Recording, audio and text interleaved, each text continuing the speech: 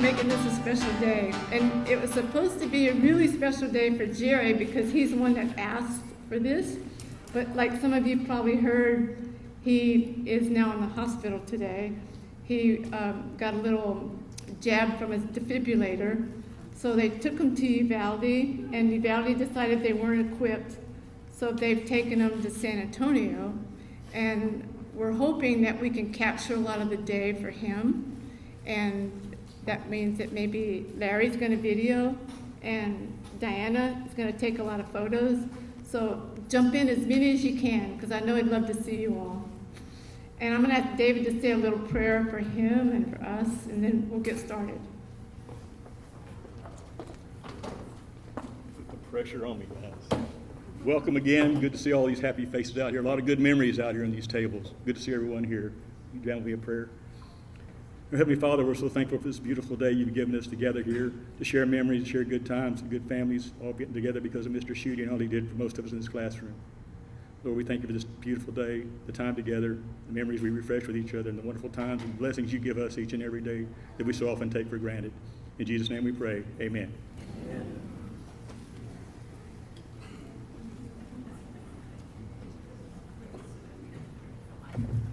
Hey, welcome everyone. Can everybody hear me? Good. I might use my coaching voice and get everybody's attention.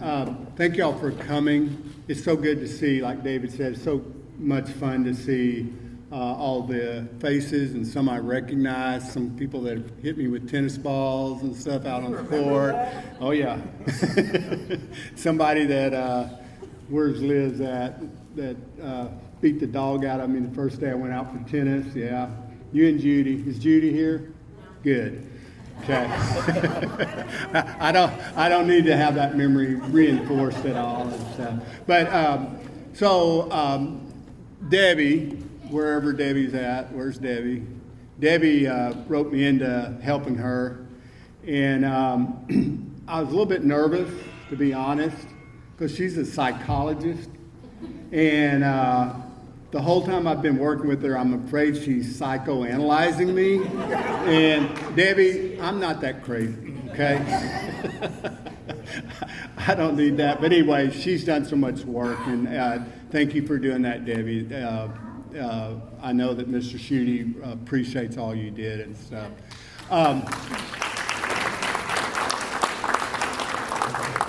I'm not sure what I'm doing, but I'm going to introduce Ken McAllister here. That's going to give a little bit of talk about the history of tennis.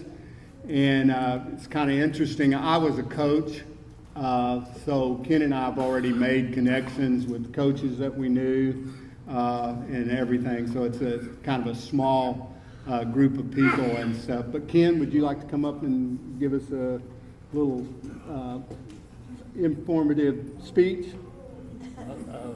You got your jokes ready? And I'll go back here, and if anybody's talking, I'll take care of them, okay? Oh, good.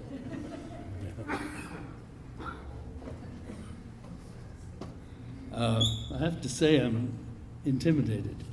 And I do this a fair amount, and I'm still intimidated. I'm so impressed, Sabinal. I really am. I was a high school coach to start off my career in tennis. And for this group of people, in fact, let me ask a question. How many of you actually play tennis or have played tennis? Oh, wow. Okay. I'm not going to be able to put anything over on you. And I'm a small town guy, too. And living in places, I guess probably the closest place I went to school at was El Dorado. That's probably not too far. It's still far from here, but everything's far in Texas, for sure. I was asked, well, the reason I'm here is Coach Schutte. There's no doubt about that. I didn't even really know Coach Schutte well until back in December. They asked me to be the one to induct him into the Texas Tennis Hall of Fame, of which I and Coach Kramer are inductees ourselves. and so we get the honor to do such things. Wow, then I learned who Coach Schutte really was. And I know a lot about schools in Texas and all, and among those that people don't like to see on a draw when they show up at a tournament is Sabinal. And it's up there with Pyote, Mason, schools like that you probably know of. I don't know about Pyote, but the similarities in that it was actually smaller than Sabinal. And so what I've been asked to do is because I'm sort of the Texas historian at this stage in life for tennis in this state, and wrote a book about it that I was asked to bring, but I'm not here because of the book. I'm here because of Coach Schutte and to honor Sabinal. And wow, I did not expect, I was looking for about a dozen of you. But it just shows what this is about. But you're part of history, all of you, whichever class you were in, are in, you're part of a history that's a little special, and a little more special than you may even realize. And that is what I'm going to kind of go through, and what is part of what I have researched and everything. When would you guess the first time tennis, well, what year was tennis invented? 1874. Where was it invented? England, well done. And when do you suppose it got from England in 1874, transportation wasn't all that great, to Texas? About 10 years later. How in the world would that be? Well, it sort of explains the name of my book, which is Cattle to Courts. It happens that some of the people that started some of the cattle industry in Texas, particularly out in West Texas, were from England, by way of New England, coming across that way, and they then came out this way. So Texas was playing tennis and had tournaments, men only at the time, and not kids, men only at the time. And the tournaments were played in Dallas, Wichita Falls, San Antonio, Austin, Waco, particularly Waco, by the way. And it wasn't really officially in Texas until 1895, still probably longer than you would have expected ago, when it was played in Dallas, and a group of them got together and formed what became the Texas Tennis Association, or USTA Texas as it's known now, who run all of tennis in the state outside of high school tennis. And so that's kind of where I'm going with this. And I'm not going to be long, by the way, because Debbie seems to be scary sometimes. And so I've got a certain amount of time here. And all, plus Coach's comment about psychology.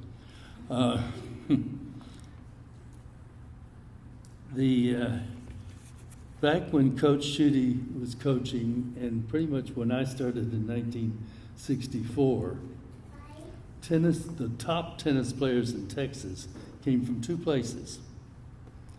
One of the places was from the big cities, taught by professionals, teaching professionals. So from Houston, Dallas, and other big cities, that's where the top players would come from. But there's a second group of top players, and they all came from pretty much small towns, but towns that had no pro, no teaching pro. And who was it? It was the Coach Schuttes.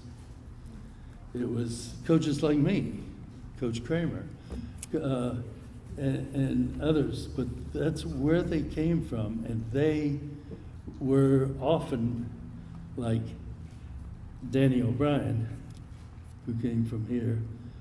They were often not that good, not any better than Danny, and he was as good as any of them, being an All-American and a touring pro before he ended playing.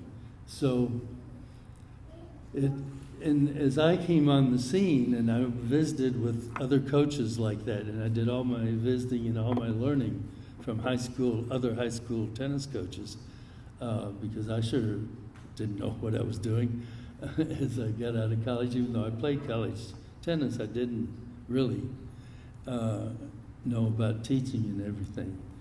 And so that's where the players were coming from, and it was a little unique, partly because of the fact that it had already started in Texas, tennis with the adults, with the adult men. Well, along comes a guy from New England area, a little bit more Maryland area, named Daniel Pennick. Anyone heard of the name Daniel Pennick? If you ever went to the tennis courts at the University of Texas, like those of you who went to State, it was the Pennick-Allison tennis courts. And Daniel Pennick was the Pennick part of that. Allison was Wilmer Allison, who played for the University of Texas. And Daniel Pennick was a PhD in Greek. He taught Greek at the University of Texas and taught the University of Texas into starting a tennis program. In the meantime, the UIL got started with doing sports and other activities besides sports in a competitive form and everything. And it happened that they put, as Pennick got in charge, he tended to take charge, by the way. He was president of what is now the USTA Texas for 50 years, so I guess he was the type to just take over and all. But Pennick got the University of Texas tennis going. But what was more important to us in this room is that if I asked the question, what was the first sport in Texas to have a state championship? Of all the sports, we now have state championships, and we have a whole bunch. Now, what was the first sport, would you guess? It was track and field. Yeah.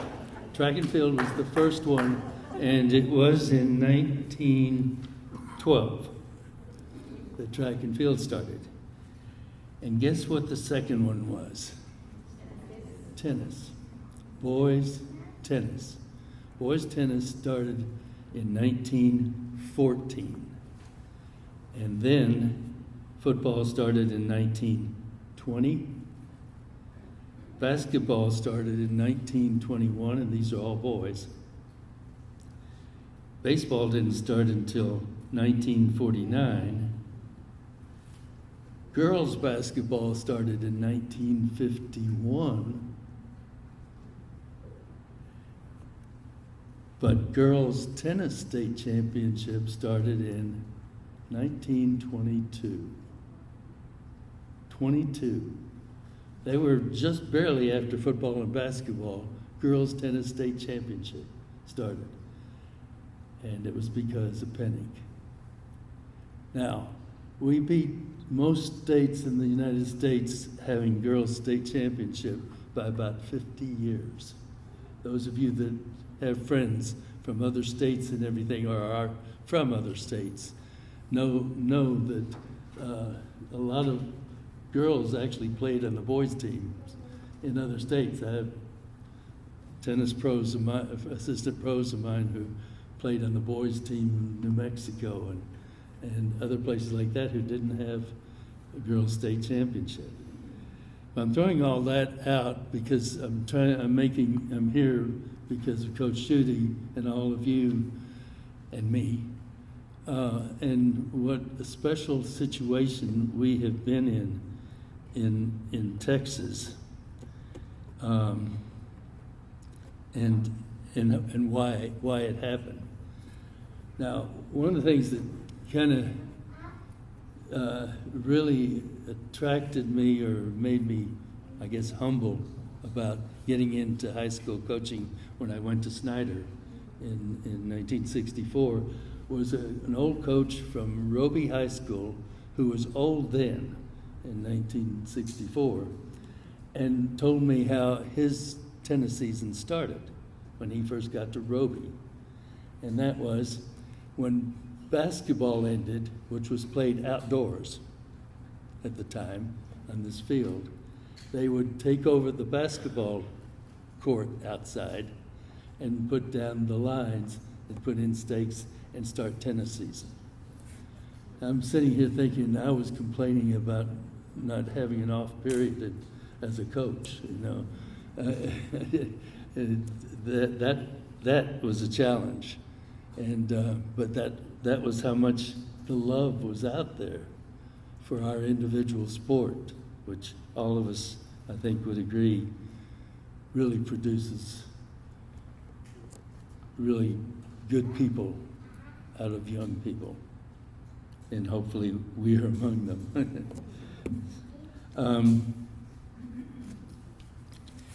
A couple of other, just sort of bringing this forward a little bit more than that. Over the years, we've continued to support things. Now, budget-wise, you may find all of us who coach tennis realize that our budget wasn't very close to the football budget. That didn't surprise you? Or the basketball, or any of them like that. But we still had budgets, pretty much, and all. But an interesting statistic out there is one of the things the USTA surveys is who has the largest junior program where they teach juniors and all. And so like Nick Politeri has a great junior program in Florida and other places like that. But the largest junior program in the United States easily is high school tennis in Texas, just Texas. Texas is way ahead of the other 49 states in terms of how many kids that we get on the tennis court in our programs. And that is especially true with Class 4A and higher, where they have the team tennis, and that's huge. 3A and under, we have a team tennis, but it's not as strong, of course, because it's hard to get that many kids out. But nevertheless, with all of that added together, that is the largest junior program. There are more juniors learning tennis out of that one program than any other program in the United States. Another nice thing to pat ourselves on the back for, because that's what it's about. I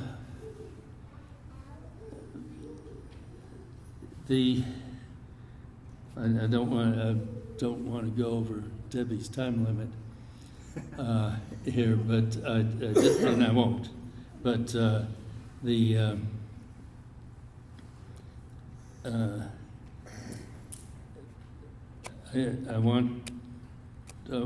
think what I'll do is end with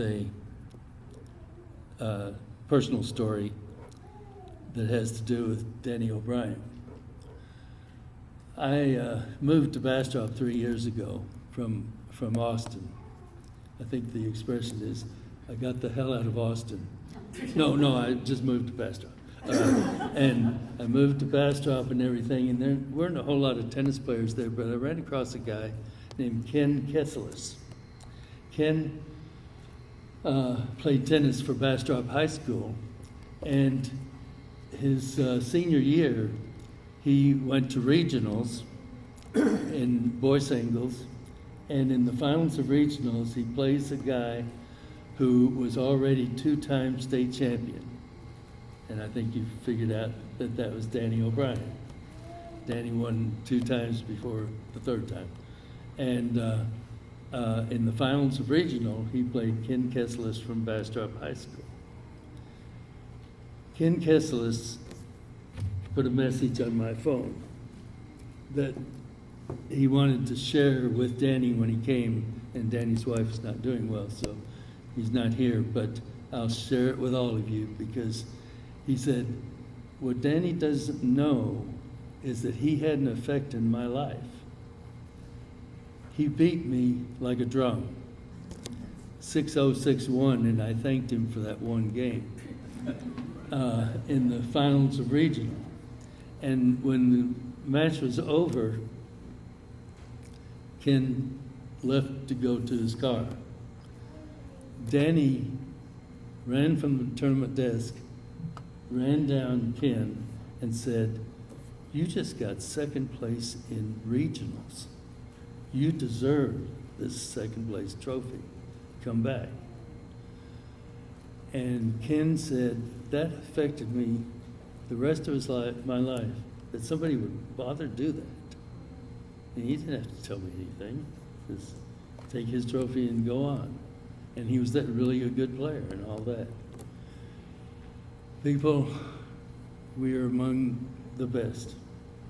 This is where quality is. And I thank you for the opportunity, Debbie, to be able to speak. And I do have a book here, but we can kind of talk about that. It's when I retired, I promised I would write, because there hadn't been a book written about the history of tennis in Texas. And as you can tell, I'm a bit proud of it. And because I was executive director of USTA Texas for 24 years, I saw all of tennis in Texas from one end to the other, except El Paso. But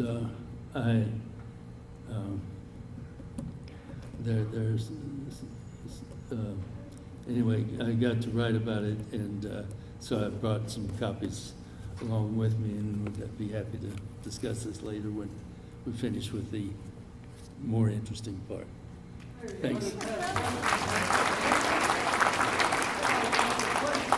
Oh, yeah, okay, if Debbie will let me. The Snyder kids, along with the New Aces Canyon kids, the rackets, because ours got stolen out of my station wagon at the Round Holiday Inn.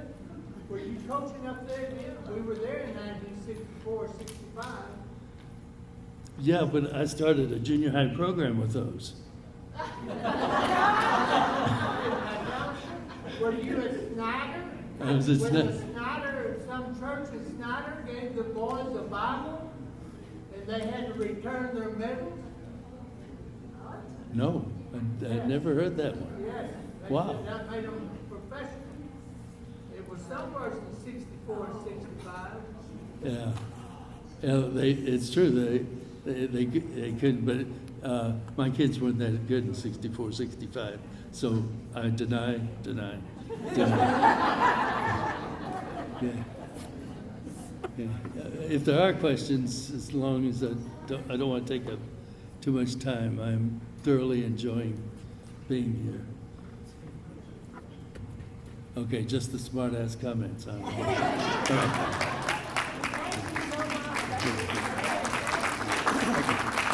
Thank you. Very interesting. I can speak from experience. That was a good move moving out of Austin. That's a parking lot now. Next is Doug. You going to come up here and talk? You got some big shoes to fill, buddy.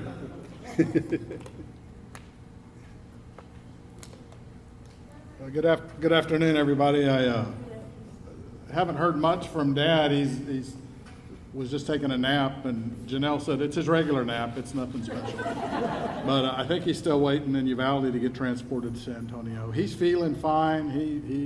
It's killing him that he can't be here. I think the reason they're sending him in an ambulance because they knew he would probably come by here on his way down there. So they didn't want to let him out of their care anyway. Really good to hear Ken's history, and it really brings a lot of what I'm going to talk just very briefly about, because it really narrows the timeline for me, knowing when tennis came to America and when tennis was invented and when it came to Texas. I'm going to talk a little bit about our family and how tennis kind of came to the Schutte Ranch and came to the Sabinal area as I've been told.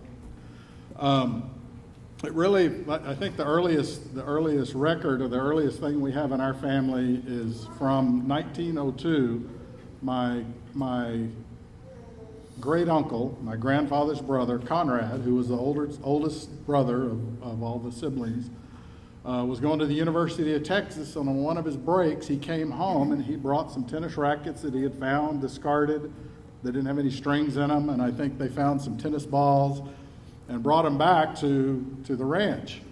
And with all the boys in the family, they had a diagram of the court, and they went out and cleared off on the riverbank where it's kind of some hard clay soil, a court, cleared the brush and the grass. I was down there the other day looking at it, and I'm like, I can imagine how level and how true that ball bounced when it came off of the surface, because there's no way they could have gotten it, as smooth as anything today. They strung the rackets with wire, just like metal wire, because that's all they had, and had tennis balls, and then used just a rope that they used to tie up the milk cow as a net. So they sunk a post on each side and strung out. And then I was thinking about how many arguments they had about whether that ball went over or under the net. And they finally got some chicken wire and put that up and started playing amongst themselves, of course, talking about it in town. And very quickly it became of an interest to a lot of the people in the community. And they would come down on certain days, usually Sunday afternoon, and play tennis. And that's the way tennis came. In 1906, Conrad's sister, my great aunt, Lily, was at the University of Texas, and they had started a women's tennis program at that point, and she was the first woman at the University of Texas to receive an athletic letter.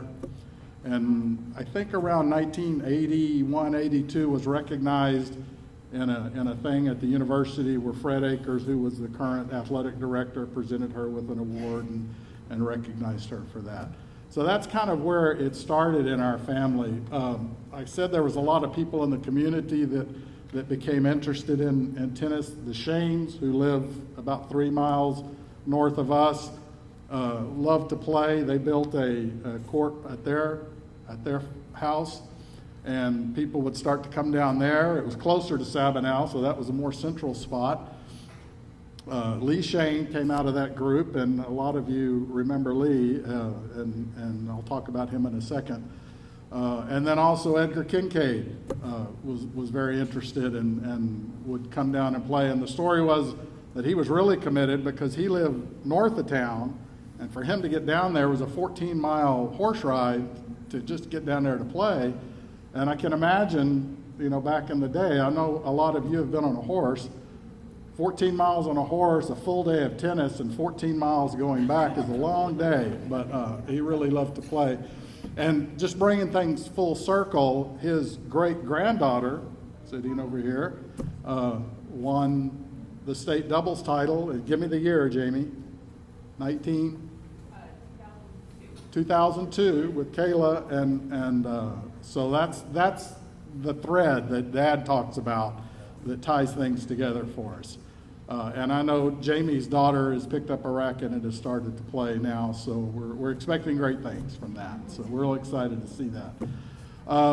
So it was these people, it was these community people, and I think that's one of the things that's really unique about tennis, and why I think people from these rural areas had the opportunity to rise and to play and to do well at a state level is it was ranchers out in the woods clearing off a spot and building a court and starting to play. And then they'd go down to the country clubs in San Antonio and beat the snot out of everybody down there because they just were a little more rugged. And that's the way I like to tell it anyway. So Lee Shane, I think, was a big influence for a lot of people here. He won a state, or was second, I think, in a state title back before they had UIL and kept those kind of records. But that's back when they played, when kids played kids from all levels. There were no classes of schools, so he was playing the best in the state. The one thing I can remember about Mr. Shane is, and I can remember him being at the courts. I can remember my grandfather being at the courts. And I just always felt that we were supported and we were encouraged. And they were always ready to give you some advice, to just sit there and honk when you made a good shot, or clap or pat you on the back when you lost, and encourage you to do better. And I think that's the thing that made it really special here. That community support for kids in school was vital for us. I can remember on any given day, Greg Bales would be up at the courts when I was in school. Lex had come up, a powerful doubles team here. We always hated to face them.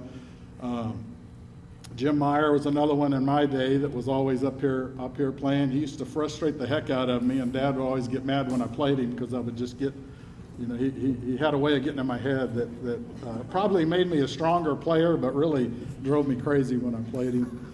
Mr. Mack, we can't say anything about tennis in Sabinal without Mr. Mack, and I think his ability to bring the resources together as the principal and the superintendent when tennis was just starting here, and to build courts and to send people to tournaments.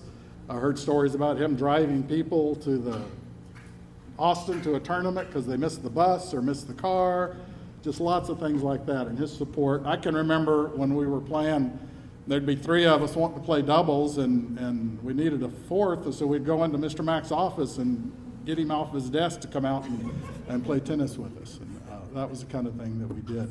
The one thing I will say about playing with some of the adults in town is that they were always willing to play, but they never cut you a break. They were always in it to win. They didn't patronize you. They didn't take it easy on you. If you couldn't return their serve, that's just too bad. Maybe you'll be able to do it next time. And I think, while that sounds kind of harsh, but I think that probably led to a lot of the competitiveness, and, you had to toughen up and you had to be ready to go out there and play. And it was just a great community spirit that we had and still do have. It's great to go up and see kids and vans at the courts and kids from out of town coming to play. And there were always kids from Pearsall or Nueces Canyon, Uvalde, all over. We got to be really good friends with them, and we could go out and just fight fight and scratch and really be competitive with each other, and then walk off the court and be good friends. And a lot of those people we still know today. So I want to thank you all for being here. Again, Dad sends his regrets. I'm trying to keep updated, but so far nothing's happened. So that means it's not that bad. He's just sleeping, and hopefully we'll be home tonight. So thank you all. Thanks for being here.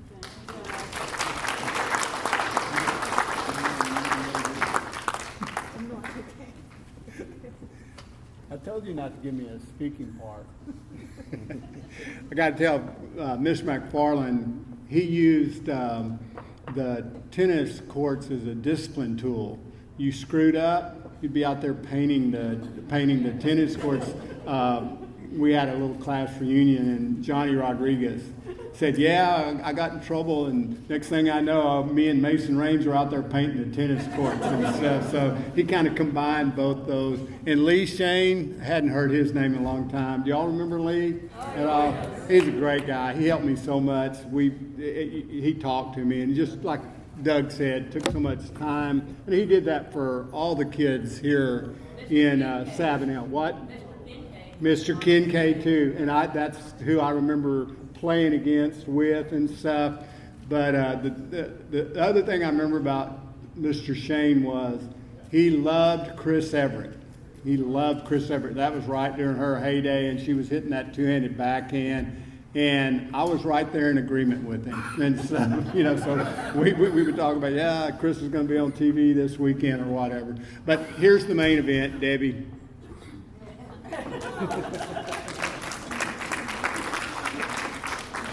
Paula has a neat story about Lee Shane. Do you want to tell it, Paula? You want me to do it? Apparently, when Jerry was trying to get the tennis program started, like in the late 50s, early 60s, he had to scout for players because no one was playing. There wasn't a system bringing the players up. So apparently he drove over to the elementary school and saw the kids playing baseball, softball, and he saw Paula Matheny at the time, and he recruited her. He said, I think you'd be a good athlete. I think you'd be a good tennis player. And apparently he approached her that way, but she said, look, I don't have any money to play. And I guess he talked to the parents, and the parents, you got to help me out, Paula. Where are you? Can you help me out? You want to come up and explain the whole story? You can do it. Much better than me. My parents couldn't afford to buy any athletic equipment. So Mr. Schutte found a tennis racket on special and managed to get me a tennis racket. So Jerry Schutte found a tennis racket on special and got her out there playing. And the rest is history. My goodness, apparently Lee Shane. What was that situation at the American Legion? He would come and He would come and play, but if he wasn't here already, he would come and play if you could find him and ask him to play. And so I was not allowed to go into the veterans. oh yeah, The pool. Yeah. the pool hall. Yeah, that's where he would hang out. I was not allowed to go in there, and so I would drive up and park next to the sidewalk and go to the doorway, and he'd find me and he'd stop what he was doing and come out and play with me in the middle of the afternoon, you know, it's after school, and anytime, all So- the time. But the doubles team of Mr. Kincaid Yes, and Mr. Shane Edgar Kincaid. were unbeatable. I mean, their chop shots were historic. They were amazing. You should come up and tell it. You should come up. It's a good story. I mean, that man could spin the ball like crazy. Yes. He could drop it on a dime. Just stand in one spot in the court and get to everything you could get. You could try to get past them. They were so fun. And also Jerry's father was excellent. His name, anyone remember? Emil. Emmett? Emil. Emil Schutte was also a very good tennis player. So anyway, these old guys helped Jerry build the program by playing with the kids. And we've got some of the veterans here. These young ladies and young men actually climbed up to state in a very short time. Like within your, were you the first to go to state? No, Dan O'Brien. Did Bill come? Bill was talking about coming. He had to leave? Oh, and Linda, yes, you were some of the early veterans to go to state. And then it just kept getting stronger and stronger. We were some of the first ones that he got started in junior high school when he just came from college and started teaching in junior high school. Yes. He was teaching science and whatever he was teaching. But then he said, because I was playing basketball, trying to, and he said, I think you need to play tennis. And of course, like she said, Grandma didn't have the money to buy a tennis racket, so somewhere came a tennis racket. I don't know where it came from, but we played tennis, and was some of the first ones. And Dan was a year behind me, and Dan Keith was 2 years ahead of me. So us three were, during those years, were the main ones and then came the onslaught. Yes, Judy and Linda, and then Elizabeth, you're here. You want to tell stories? No. Liz and Judy were dynamo. And I tell my stories. They were tough. And how tall are you? 5'3". The little bitty things could well on that ball. And didn't you play against the guys to get tougher? So somehow he found magic and he built the program, and he was, I think, sad to retire in like 79 until Ricky came along. Where's Ricky? Ricky took over, and Ricky did the same thing. You took some kids to state too, didn't you? How many? You took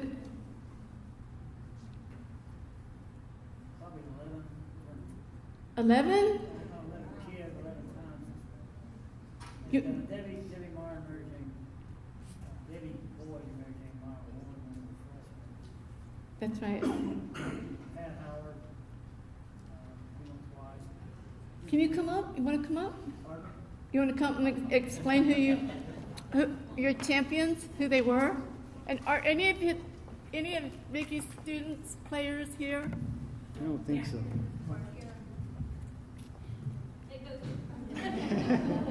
Hey,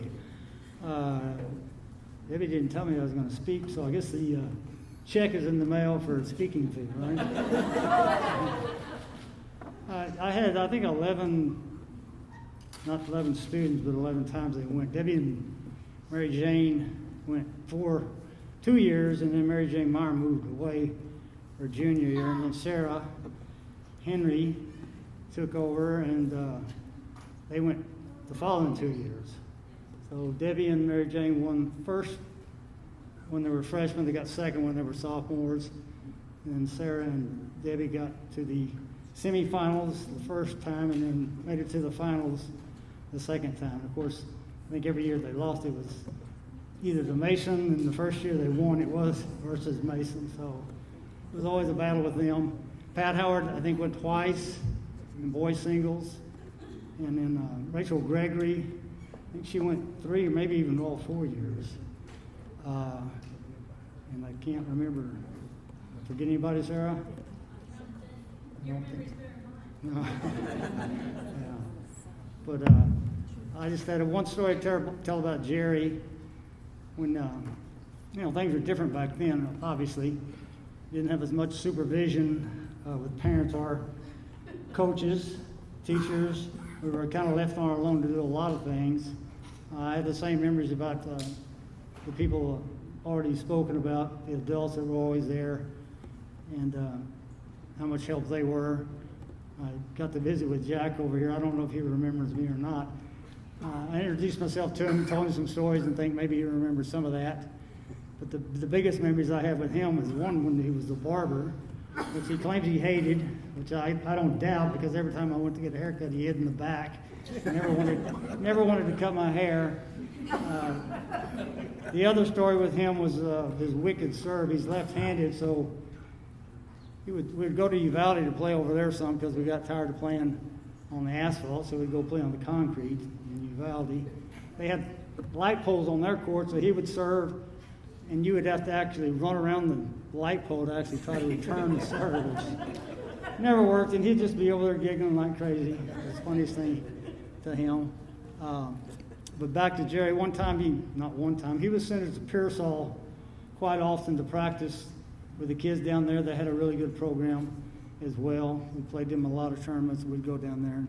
And we never went on the bus. We just went in our car. We went on our own. So you'd pile into somebody's car, or you'd take your own car or whatever. And sometimes we actually went down there and practiced.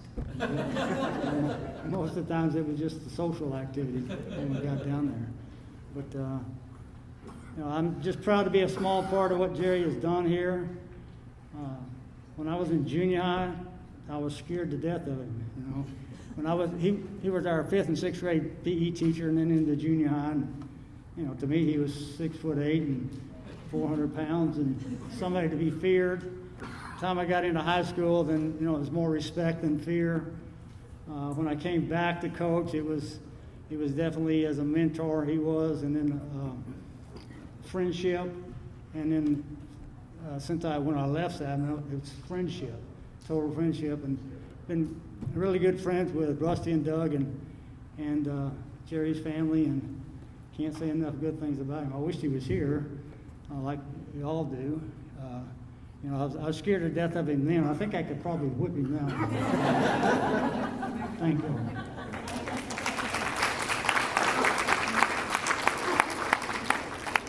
Hey, Gracie, I enjoyed you speaking, but I'd much rather listen to your sister speak. It's a whole lot easier on the eye.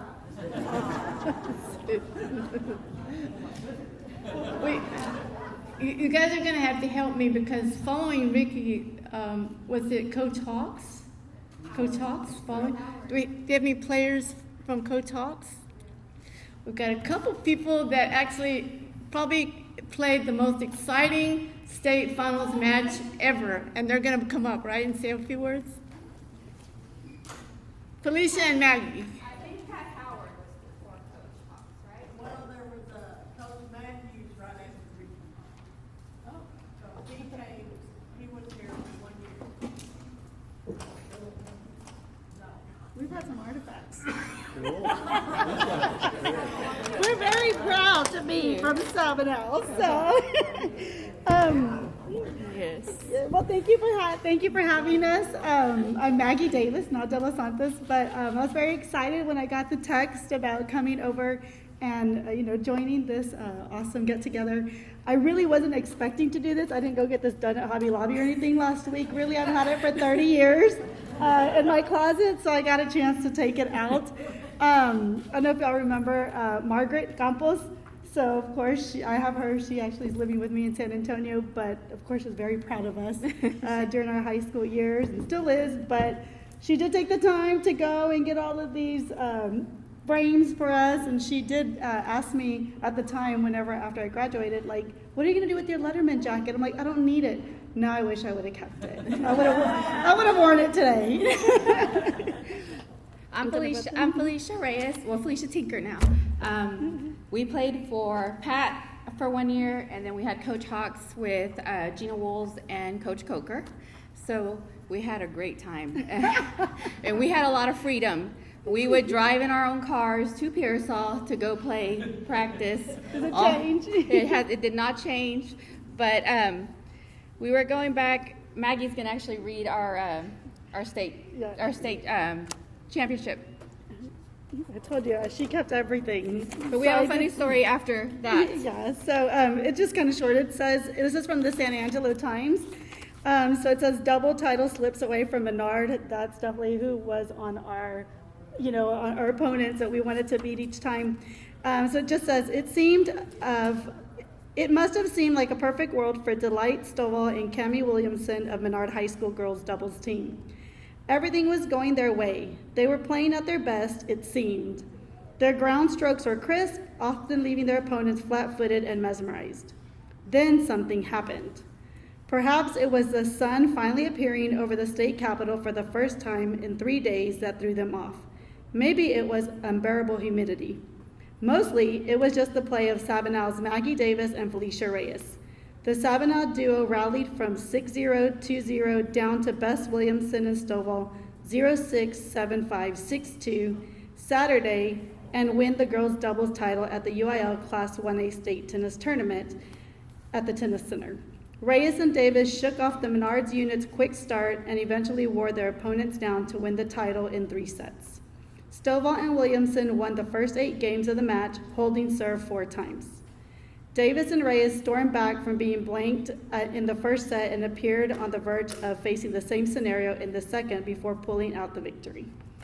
So it was a lot of fun.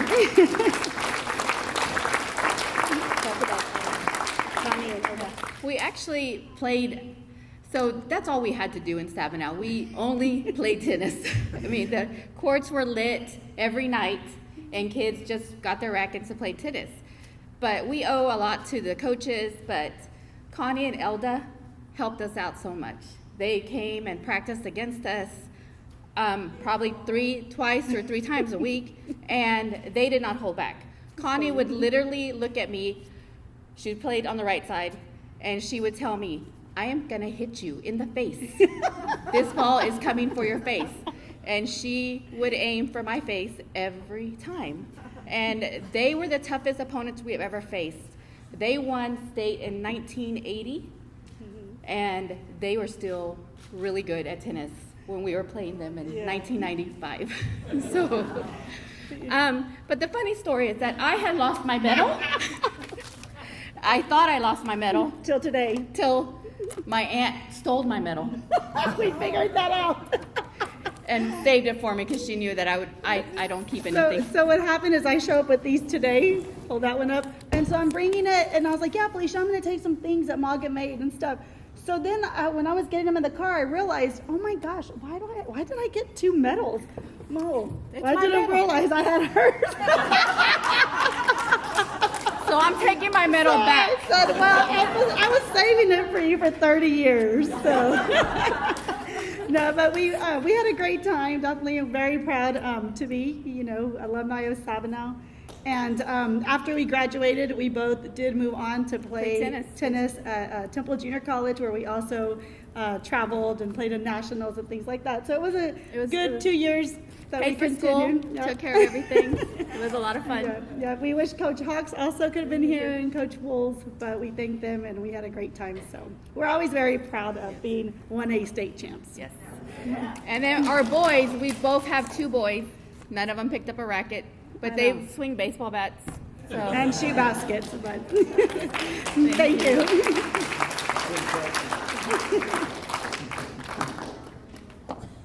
Anyone else that played under Coach Hawks? Anybody? He wanted me to give you a message, and he said he wanted to be here, and he tried to work it so he could be here, but he had a job in Houston or somewhere, and he said that he wanted me to let you guys know that he loved working with you, he loved coaching, and he said you felt like family. He said it meant a lot to him. And that's he coached us like boys. He did coach us like boys. yeah. Very tough on us. I saw some photos with him looking at you pretty hard. But I think he didn't realize that we would talk back. Yeah. When in my generation, when we had Jack Salmon and Neil and Greg and Mr. Meyer and who else was it? You came out sometimes. We had it was like a family. Wow, we would spend the whole day. We didn't have lights then, but we'd spend the whole day playing. Afternoons right after school, weekends. I mean, probably thought we lived there practically. Anyway, after Coach Hawks then helped me out, we had an intermittent Pat Howard for a year? No, that was before. That was Before, okay. And I get fuzzy in there, but Brenda Coker, when did you start? What year? Yeah, one of those years. So, Pat Howard came my freshman year, and then I had Coach Hawks my sophomore, junior, and when did y'all graduate? I graduated 95. okay, 95, 96. okay. Now Brenda had a long stretch, and she had a lot of good players, and one of them wrote a note, and I think Larry has it. Would you read it to the group, Larry? Another state champ wrote the note. Not me, my youngest. Oh, okay. Your youngest son? Was it Lincoln? Lincoln made it to state but got beat by Bruni. How many of you were at the regional tournament the year Colin and Lane were in the regional semifinals and were down 2 sets? There was 50 people from this community there, and they all, it was so bad. How bad was it? It was so bad people were folding their lawn chairs. Coach Rodriguez pulled the track team up in the bus. Coach Rod, that big smile on his face, he came up, put his arm around me. He said, "Pop, how's it going?" I don't know, my wife's over there throwing up. Right? They came back, won 3 straight sets, went on, won state championship. As a pop of an athlete, my memories of regionals at Brenham, the cemetery, the tree, the chicken salad sandwiches. Vicki, I'm telling you, we owned that place. I mean, other towns would say, oh, you can't park there. Well, what do you mean you can't park there? Because that's where Sabinal puts that RV. Those were good times. Tennis is a mind game. You can have all the athleticism in the world, but if you don't have it up here, state championship. I believe it's the last year we got to play on the Austin, the main courts, right? So as dads do, as soon as the finals were over and Lane and Colin had won, I said, when did you know? Some of you have heard this story. Coaches have heard this story. And Colin looked at me and he said, Dad, he said, I knew when we were warming up. I said, how so? He said, Dad, says that one turned to that other one and said, I think these are the same blankety blank blank that beat us last year.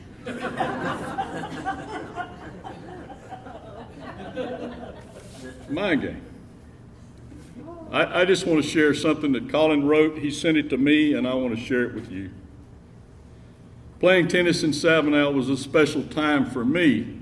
There was a time period there from when I was in elementary school till after graduation where I feel Sabinal tennis was well known and respected across the state of Texas.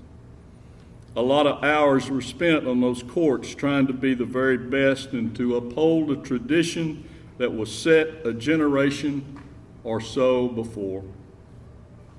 We would hear stories about the good players that came before, and it always served as a source of inspiration and belief that we too could be the next high achievers. Lost in the memories for most, but not me, is the commitment that some of the old-timers made to keep the legacy going. Guys like Mr. Shitty and my Uncle Gary Jones and others that would keep the Cypress City tournament going gave us an opportunity to have fun and to compete. Other people like Greg Bales and David Kring would take the time to play with us and give us encouragement. Coaches like Hawks and Coker would demand our very best and worked hard to find us the competition that we needed. They would not shy away from lofty goals like state championships, and it paid off. I was fortunate enough to have some good players that were a few years older than me to watch and play against me growing up. I think it was like 9 consecutive years of getting out of school and traveling to the regional tournament to watch and play. And those of you that made those regionals and state tournaments, you know that we took them from, some of them were in baby carriages.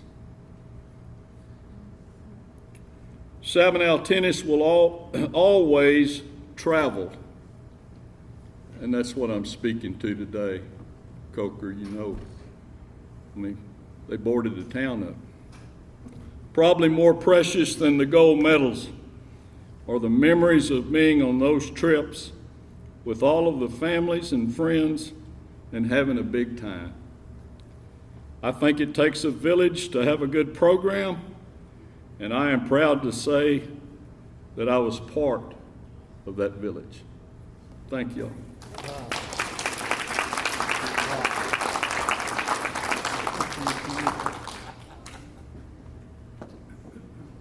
And then we had Coker, Coach Brenda Coker. Anybody here from Coker's era? Would any of you please come out and say a word about your experience playing under Brenda? Well, one thing I picked up is that Brenda was like a mom almost, like just, it was like another big family. And Brenda, I'd love for you to come up and say a few words.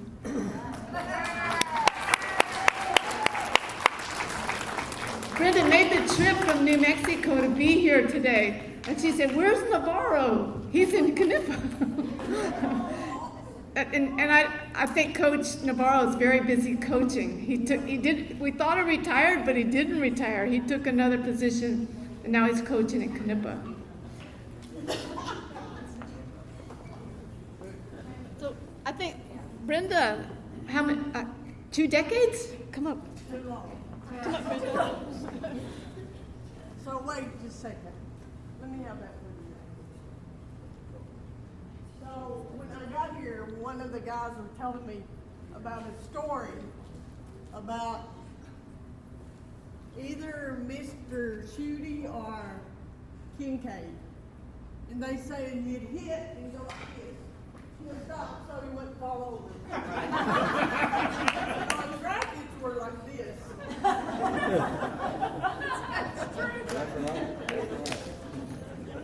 So I'm playing pickleball and I do the same thing.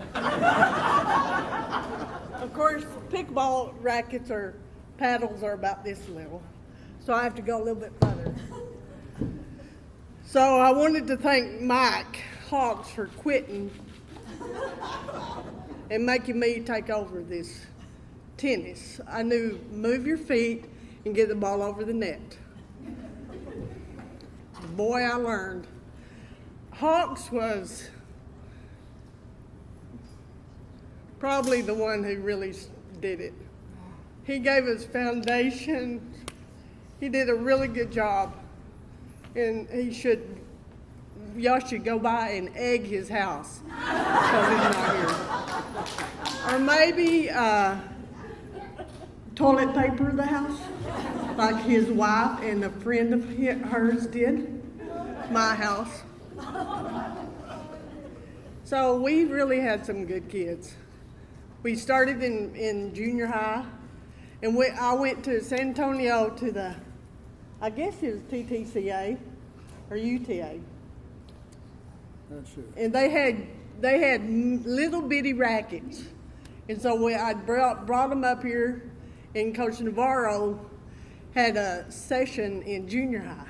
I mean in elementary, so it was fun. They gave us all about 100 rackets. Loved it.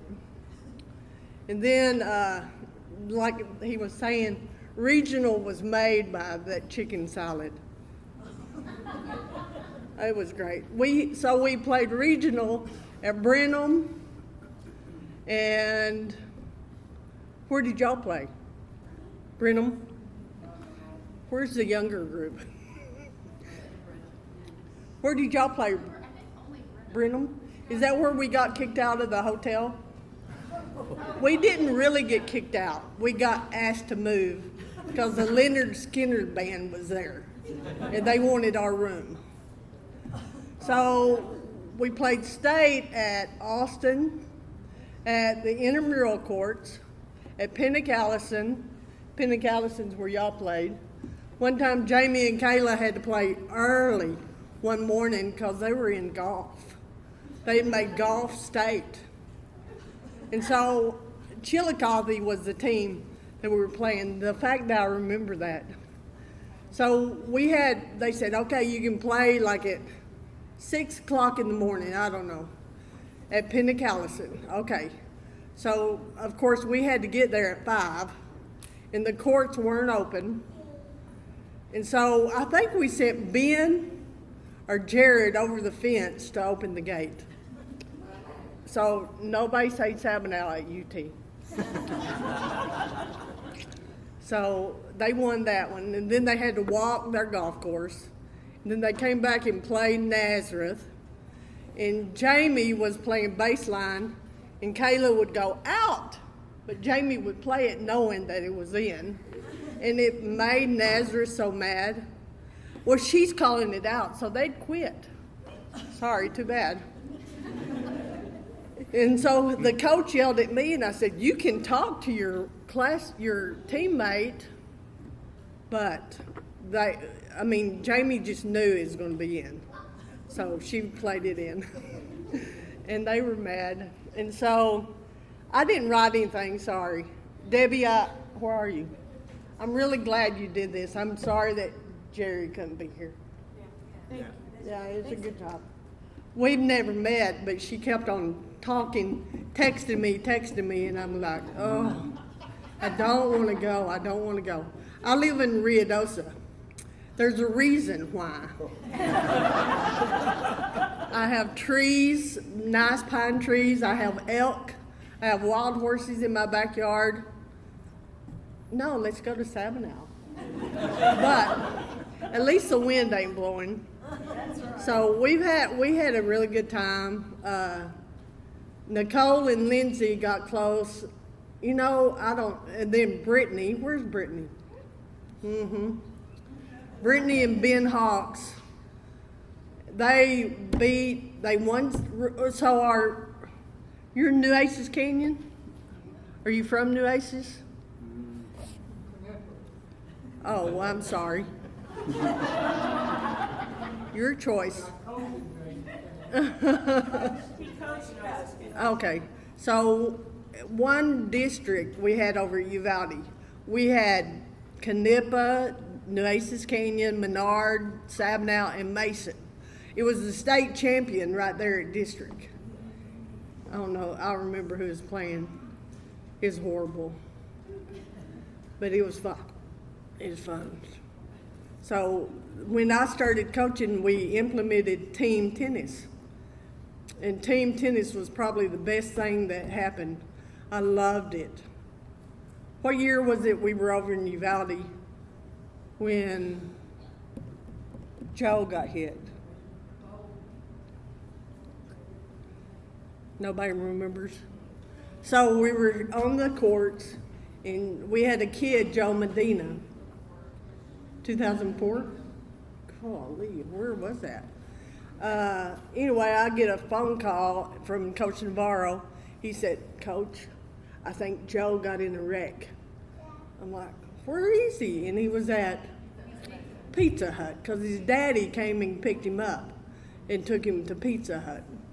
And so they had of course, we were at the courts and we were seeing the helicopter land. And it was pretty serious.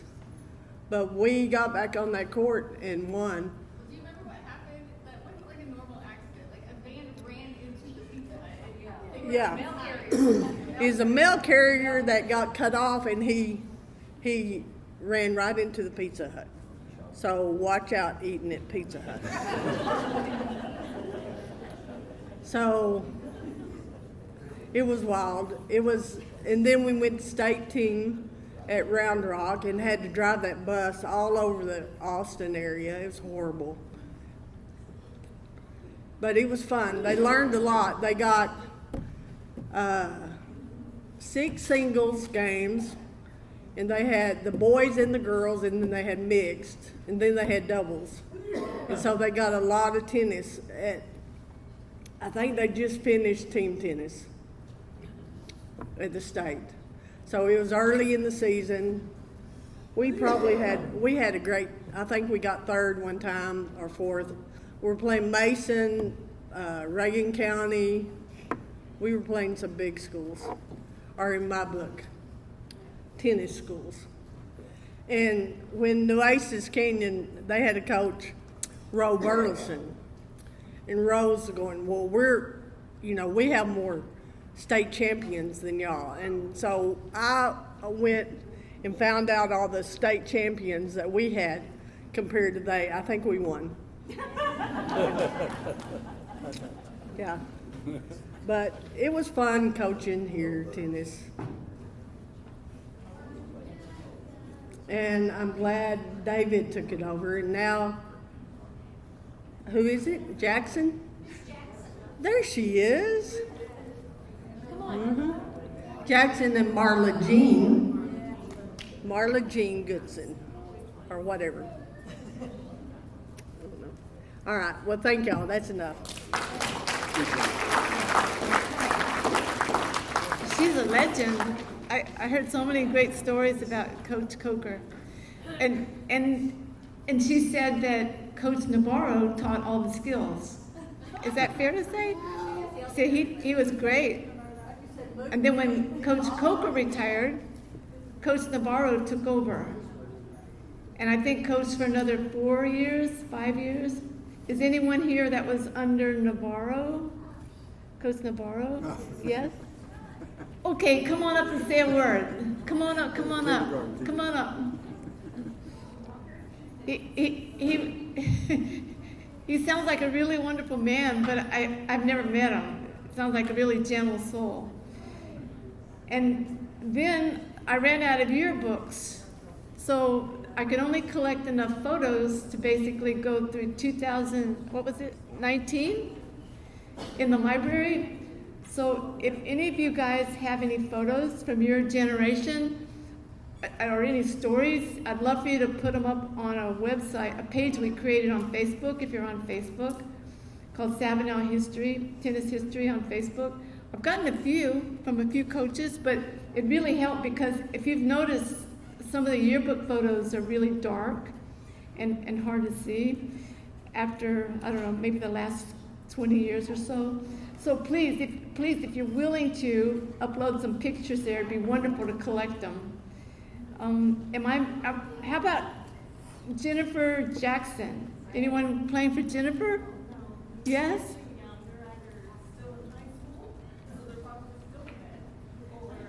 Can you come up and say a few words? Jennifer had a couple of commitments today, a baby shower and something else. Good, we got somebody that'll represent Jennifer for us. Now, Jennifer really worked hard to help Jerry put together this book. Has any of you seen the book that Jerry wrote about the history of tennis in Texas? In Sabinal? Okay. So this goes back to Coach Coker. So one year I'm sitting in my classroom and here comes Coach Coker in with Mr. Jerry Schutte, and she was like, I got a project for you. I said, okay, what do you need? And she was like, he's working on the history of tennis in Sabinal. Okay, well, what do you need?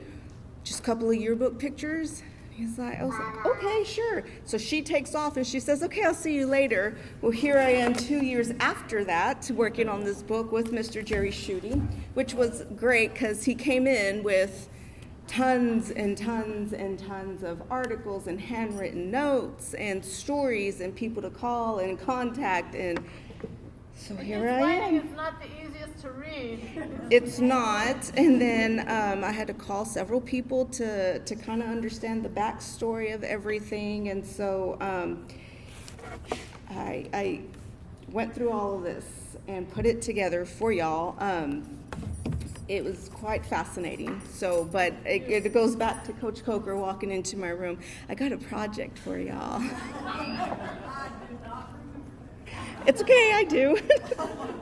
But it was wonderful because it gave me access to every single yearbook that's ever been published. And I think there was one missing because of World War II. And then after that, it went on, and the fluctuation of talent, the fluctuation of coaches, the fluctuation of stories, and some of the, the issues that y'all have today is what we deal with today too, sharing the athletes in track, softball, baseball, band, you name it, they're doing it, which is great because you want them involved. But then the practice time kind of goes down, and you kind of hope you can get the kid to show up for their tournament and be ready to hit the courts. But we're starting to rebuild again, and if you notice, we had some banners out there on the fence line trying to dress it up, trying to, give these kids a little bit more pride again in playing tennis, because when they see their pictures out there, they get excited that, hey, that's me. But Marla and I are working through some difficult kids that, sweet kids, and when I say difficult, they're good behaving kids. But like probably every coach's issue is you show them and you teach them and you show them, and they look at you and they say, okay. And then they turn around and they do everything opposite of what you told them to do.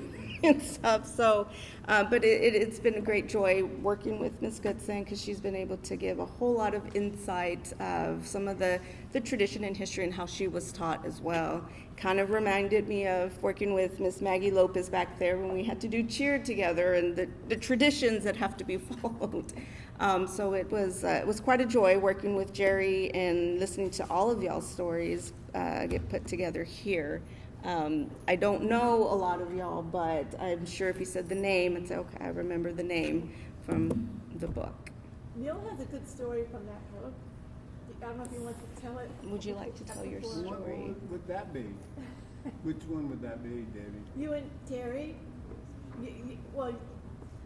Coming out for tennis? Yes, yes. The mic is all yours. Is it all mine? It's all yours. Yeah, so I think I've mentioned this, but I never played tennis at all until my senior year after basketball season. I went out to the field house to tell Mr. Neely that I wouldn't run track, but I would high jump. And he said, well, you're going to have to do some running events. And I said, well, what running events would I have to do? And he said, well, we need someone, run leg on the mile relay team. And then you could probably run the open, quarter, 440 back then. And I go, well, I don't really want to do that. He said, well, if you're going to run track, you're going to have to, run, and you can high jump too. So my buddy Terry Hannon, how many of y'all remember Terry Hannon? He's my best friend. He lives about a mile from me. We see each other almost every day. So we were both over there, and we both were walking back from the field house and going, hey, I don't want to run any. I don't want to have to run. And so we just happened to look at the tennis courts, and there were people that just kind of starting, the season. And we go, wonder if Mr. Schutte had let us play tennis. And I have to say this, we noticed there were girls out there playing. So that kind of made it even, more appealing. So we walked up to Mr. Schutte there on the courts and said, hey, is there any way we could go out for tennis? And he looked at us and said, have y'all ever played tennis before? We go, no. He said, do y'all have a racket? No. But I said, you know what? Mr. Roche has a racket in his office, and I think he'd let me use it. So anyway, bottom line, he said, y'all get a racket, show up tomorrow. So we show up the next day, go out there. He takes us over to the side court, tells us how to hold the racket, talks a little bit about the forehand and backhand, about getting your racket back and all that. And then he goes, hey, Elizabeth and Judy Matheny, y'all go over and play them in doubles. So we go over there, and I remember Judy going, hey, I think she said M or W, but she spins the racket and she says M or W. And we're looking at each other like, the heck? What does that mean? She goes, well, you do that to see who serves. If you say W and it's Wilson, then W or M. So anyway, we're off. And then we don't know any of the rules or anything. And all those lines were really confusing. Anyway, bottom line was exactly what you think happened. They murdered us. I mean, really bad. They were nice. I'm not saying y'all weren't nice, Liz. But y'all hit us a few times. You did. Anyway, bottom line was, after it was all over, everybody had left, and Terry and I were in those little stands over there by the courts, and we were looking at each other, and we were going, that was the dumbest thing we've ever done, We go out there and then get killed by two girls, and they were great players, we knew that, but still. But anyway, bottom line was, we were going to quit, and then we thought, nah, let's just see what we can do, and we hung in there. And we eventually got where we could play pretty well and stuff. But it was all from the support of the people like Lee Shane, Edgar Kincaid. All those guys are the ones that took us under their wing. And it wasn't just for me, we made it, Clifford and I made it to regional my senior year. Where's Clifford at? Clifford.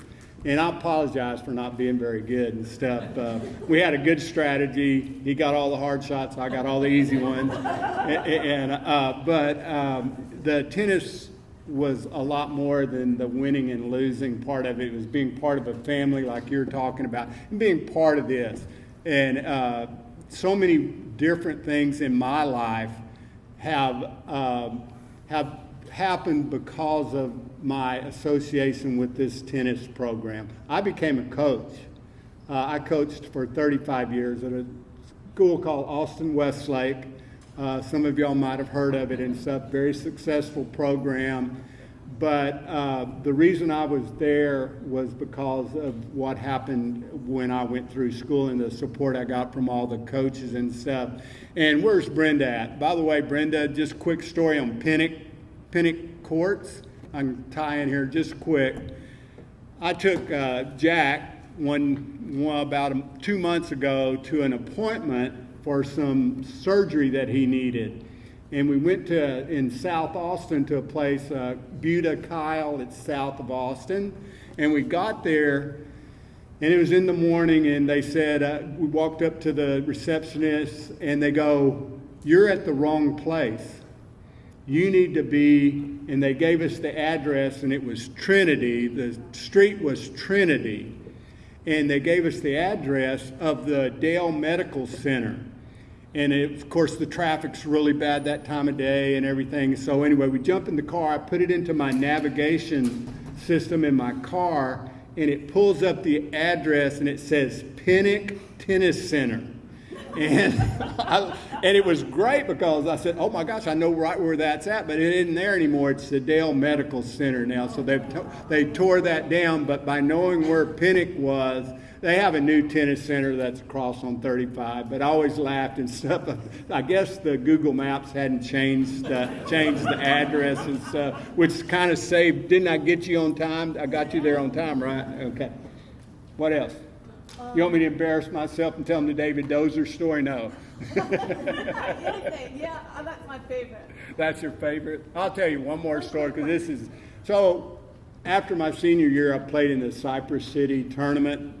And so I made a couple rounds, and then I played this guy out of San Antonio. His name is David Dozier. Anybody remember David Dozier? Old guy, like old, and he looks old. And so I get out there on court number 1, and he's got this slice. I mean, he's a slice. And I'm just going, I'm going to take it easy on this old guy. And he runs me to death.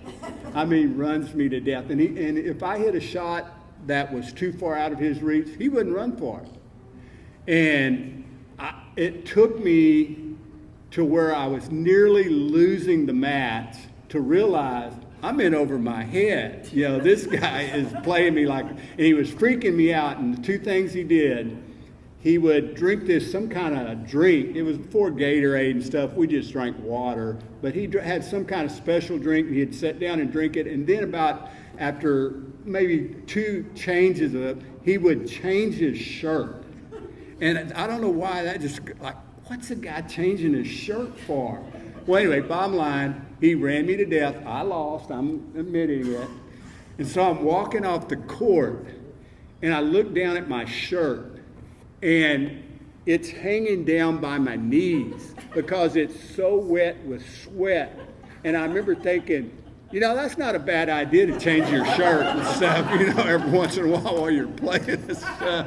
So I actually started doing it. So yeah, there's my story, Dave. You want to tell a story? When he was 60, he was ranked number 1 in the 35s. Yeah. And he was ranked number 1 in the. He was ranked number 1 in the 35s and number 1 in the 60s at the same time. Yeah. Did you guys get that? You want to tell it? He was my mentor, so. In his 60s, he won in the 35s. He was number 1 in the 35s? The Open 35 division. And number 1 in the 60s. He had every cut, drop, chip, every kind of magical shot you can imagine. He loved to watch you run for him. Hey, Debbie, Can I come up? Yeah. I'm on a limp up. Here's our all-star athlete. He played every sport, and he didn't take up tennis till after high school. But I got, this guy right here started this. He said I hit him with a tennis ball, which is true. But there's more to the story. What were you doing when I hit you with a tennis ball? Do you remember? I was probably walking around on my hands. Yep. He was walking upside on his hands, and I was on the other side of the net. And I'm going to tell you right now, I didn't mean to hit you. But he was just showing off. He was just walking all around the tennis court on his hands, and so I whacked the ball over there, and it dead centered him right here in the chest. And he got up like he was going to fight and took about one step towards me and then turned around. Yeah, I was a lot smaller. Once he realized who hit him.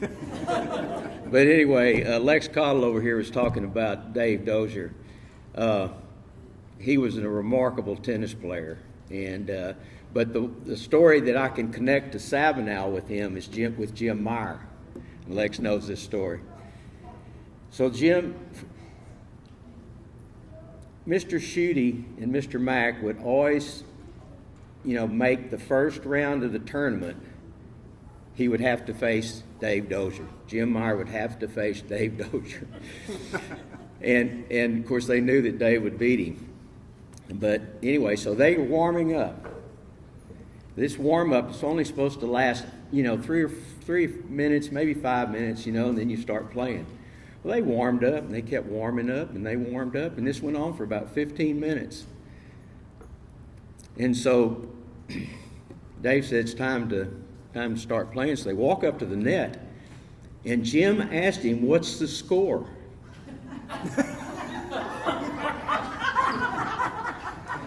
Without hesitation, I was there. Without hesitation, he said, 0-2. My serve. They started that match out, and they never played a point. But the reason I wanted to get up here too, though, was just to tell you something that you probably don't know about this guy right here and my relationship to tennis coming out of Sabinal. I'd never played tennis in high school, and the reason was because of this man. And you would think just the opposite, but I was in the 7th grade. I wanted to play tennis, didn't have a racket. Of course, Jerry, like he always did, a lot of kids, he had a racket, old wooden racket. Handed it to me. I went out and hit a little bit. The next day, came out to play. He said, "Greg, I think you would be better running track." Well, as far as I was concerned, Jerry Schutte, he hung the moon. I mean, whatever Mr. Schutte wanted me to do, that's what I did. And so I said, "Fine, Coach." And of course, I've blamed him ever since for not being a good tennis player, because I just kind of got out there and learned on my own.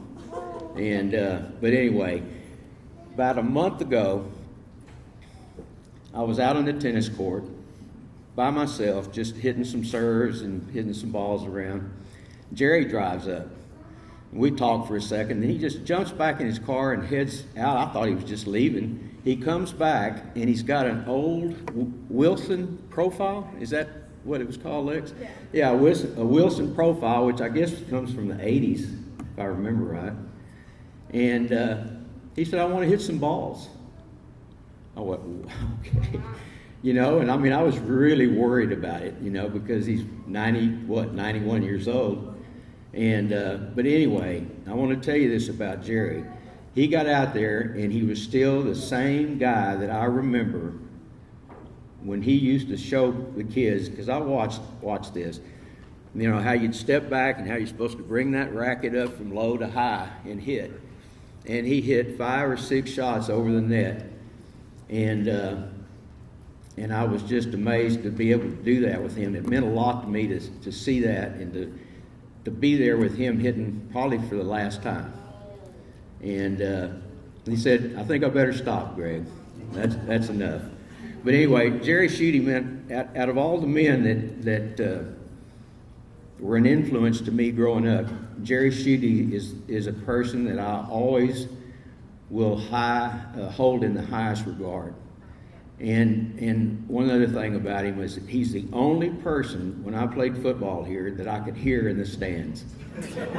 Go get him, Greg. You know, I can still hear him, you know, to this day. But anyway, I just wanted to tell you about Jerry, about him being out on the tennis court one more time.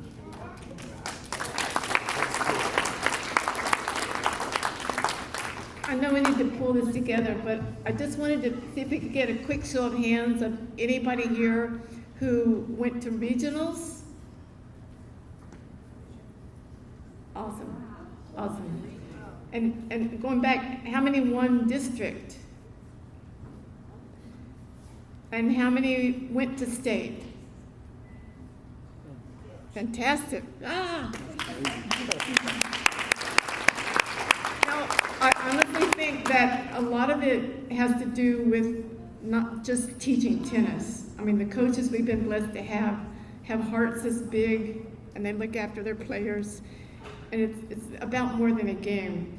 And I heard that during Coach Coker's generation, and like Larry was saying, the families were incredible, like Debbie and Vicky, and I think Coach saw a picture of us when we were in high school in the yearbook, and she said, "These are my moms," because you guys were there supporting your kids, which is fantastic. So it's multi-generational, and it really changes lives, and I'm an example of that. I mean, it really led me to where I am today, basically. It got me through college teaching tennis. It got me into first my career in sport, and Jerry Schutte planted that seed, like he says, and it grew. And it's grown for all of you, basically. I know you have that. And the wonderful thing is that it's been passed on, and he's very happy that Jennifer is kind of picking that back up and growing the program again. Mike did a great job, Mike Hawks, Coach Hawks, Brenda Navarro. Yes? You guys all did a great job keeping the program alive. So is there anyone else that wants to say anything before we wrap up? Thank you for getting it together. Oh, thank you. I need to say some thank yous to Diana Henry. Say your last name for me. Swin. And her and her daughter put together some great snacks for us and some of the table decorations for us. And Keith Taylor, where's Keith? Keith helped get a lot of the beverages for us. Neil brought beverages and bundt cakes, right? I did. Little bundt cakes. And somebody made cupcakes. Who made cupcakes? Yes, we got a cupcake maker. And anyway, we've got snacks and drinks, so we'll break, and please make yourself at home with the snacks and drinks, and we've got a photographer that may be coming around to take some photos with your coach. Thank you, guys.